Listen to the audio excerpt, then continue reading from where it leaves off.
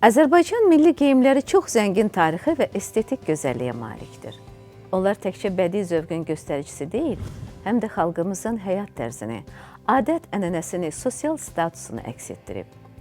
Ənənəvi geyimlər əl ilə tikilir, çox vaxt zərgərlik, naxışçılıq və toxuculuq sənəti ilə birgə gedirdi.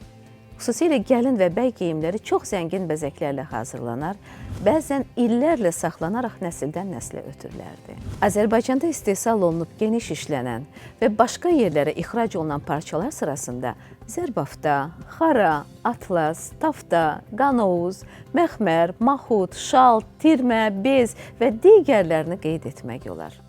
El arasında bu parçalardan bəziləri gecə-gündüz, alışdım yandım, gendə dur, hacı mənə bax, küçə mənə dar gəlir və s. adı ilə məşhur idi. Geyimin tərzi onun sahibinin hansı təbəqəyə mənsub olmasını, ailə vəziyyətini, eləcə də yaşını əks etdirirdi. Subay qızların geyimləri ev qadınlarının geyimlərindən fərqlənirdi. Cavan qızlar daha parlaq və qəşəng geyinərdilər.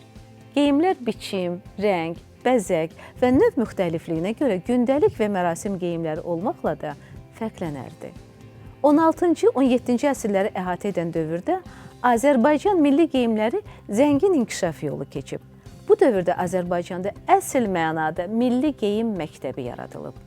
Hazırda Bakıda 10 ildir ki, milli geyimlərimizin təbliği məqsədi ilə Mirzə Ələkbər Sabir Fondu tərəfindən Milli Geyimdə Gəzinti layihəsi həyata keçirilir.